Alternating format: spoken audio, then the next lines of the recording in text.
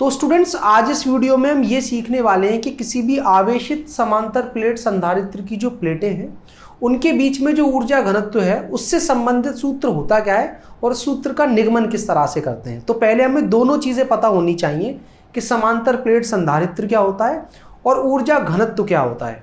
तो समांतर प्लेट संधारित्र तो आपको पता होना चाहिए कि एक ऐसा निकाय होता है जिसमें दो समान क्षेत्रफल वाली चालक प्लेटें एक दूसरे के समांतर बहुत कम दूरी पर स्थित होती हैं।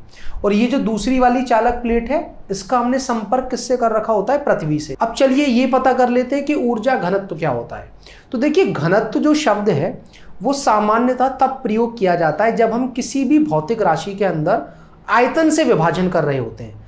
जैसे द्रव्यमान घनत्व की बात करें तो वहां पर द्रव्यमान को आयतन से विभाजित करते हैं तो द्रव्यमान घनत्व आ जाता है।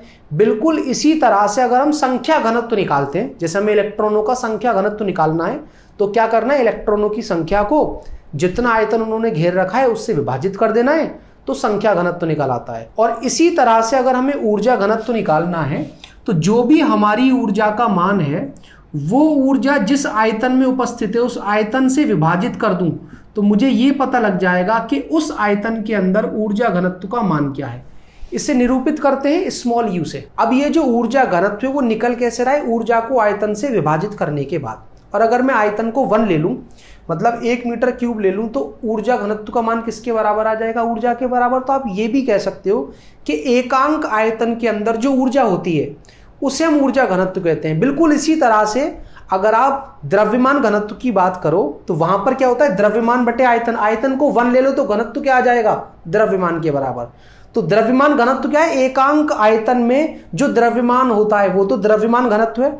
और इसी तरह से अगर एकांक आयतन में जो ऊर्जा है उसे हम ऊर्जा घनत्व कहते हैं। और एकांक आयतन क्या होता है कि आप एक ऐसा क्यूब लें जिसकी लंबाई, चौड़ाई और ऊंचाई कितनी हो? 1 मीटर, तो उसका आयतन अगर आप निकालोगे भुजा क्यूब से वो कितना आ जाएगा? 1 मीटर क्यूब। तो 1 मीटर भुजा वाला जो क्यूब है उसका जो आयतन होता है वो 1 मीटर क्यूब होता है। तो उस आयतन के अंदर जो ऊर्जा आती है उसे तो हम ऊर्जा घनत्व कहते हैं। और उतने आयतन के अंदर जो द्रव्यमान आता है उसे हम द्रव्यमान घनत्व कहते हैं। और ऊर्जा घनत्व क्योंकि ऊर्जा और आयतन के अनुपात से मिल रही है, जो कि दोनों ही अदिश राशियां हैं, तो ऊर्जा घनत्व भी एक अदिश राशि होती है।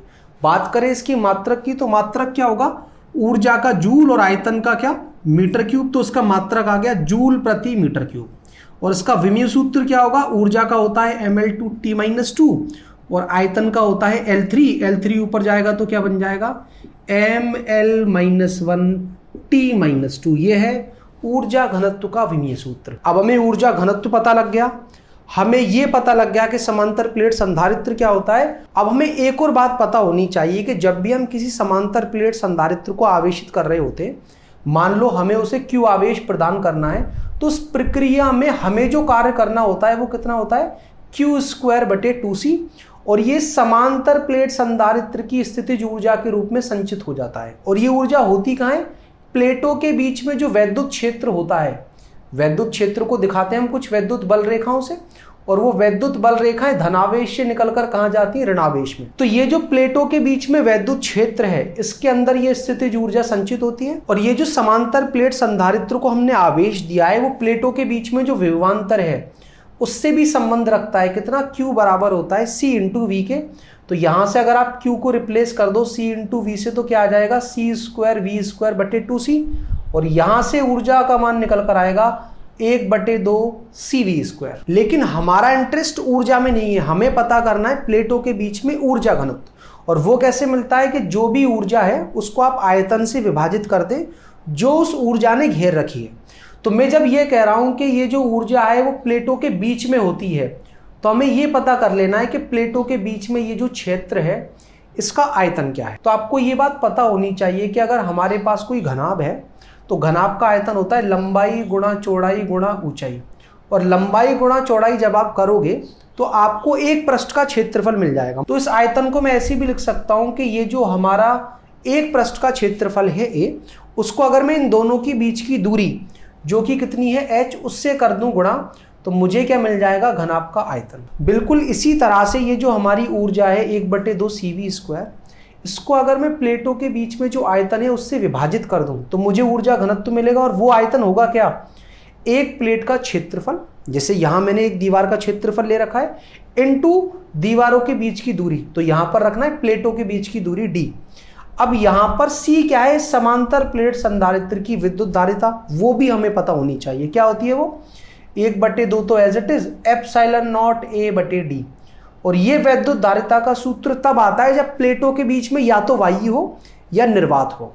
और ये जो प्लेटों के बीच का विभवांतर है, ये इस प्लेटों के बीच के वैद्युत क्षेत्र E से संबंध दिखाता है, क्योंकि वैद्युत क्षेत्र की तीव्रता का जो मान है वो प्लेटों के बीच के विभवांतर को प्लेटों की बीच की दूरी से विभाजित करने के बाद मिलता है। और ये हमने कहां से पता करा है कि वैद्युत क्षेत्र की तीव्रता विभव प्रवणता के ऋणात्मक मान के बराबर होती है। तो यहां से विभवांतर क्या आ जाएगा, प्लेटों के बीच का वैद्युत क्षेत्र और इनटू में प्लेटों के बीच की दूरी। यहां पर उसको रख देते हैं v की जगह कितना, E इंटू डी का क्या, होल स्क्वायर, और बटे में आयतन कितना है हमारा, a into D.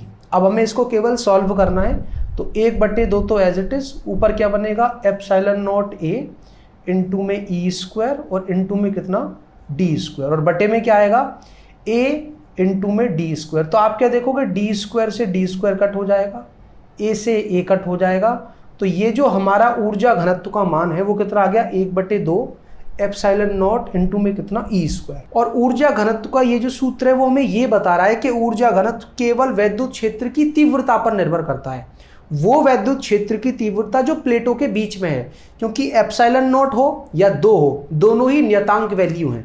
Epsilon not का मान आपको पता होगा 8.85 गुणा 10⁻12। तो आप ये कह सकते हो कि समांतर प्लेट संधारित्र की प्लेटों में जो ऊर्जा घनत्व होता है स्मॉल u, वो वैद्युत क्षेत्र की तीव्रता के स्क्वायर के अनुक्रमानुपाती होता है। मतलब वैद्युत क्षेत्र की तीव्रता को अगर हमने 3 गुना बढ़ाया तो उससे होगा क्या, ऊर्जा घनत्व उसके स्क्वायर टाइम्स, मतलब 9 गुना बढ़ जाएगा। अब स्टूडेंट्स, भले ही ऊर्जा घनत्व का ये जो सूत्र है वो हमने समांतर प्लेट संधारित्र की प्लेटों के बीच में निकाला है, परंतु ये जो सूत्र है वो हर उस जगह लगेगा जहां वैद्युत क्षेत्र है। जैसे आपको ये बात पता होगी कि एक आवेश जो होता है उसके आसपास के सभी बिंदुओं पर वैद्युत क्षेत्र होता है, तो उसके सभी बिंदुओं पर अगर हमें वैद्युत क्षेत्र पता है तो उस बिंदु पर हम ऊर्जा घनत्व का मान निकाल सकते हैं। कैसे, 1/2 इंटू में एप्सिलॉन नॉट और इंटू में उस जगह जो वैद्युत क्षेत्र की तीव्रता का मान है उसका क्या करना है हमें, स्क्वायर। अब स्टूडेंट्स, आपको ये तो समझ में आ ही गया होगा कि एक आवेशित समांतर प्लेट संधारित्र की जो प्लेटें हैं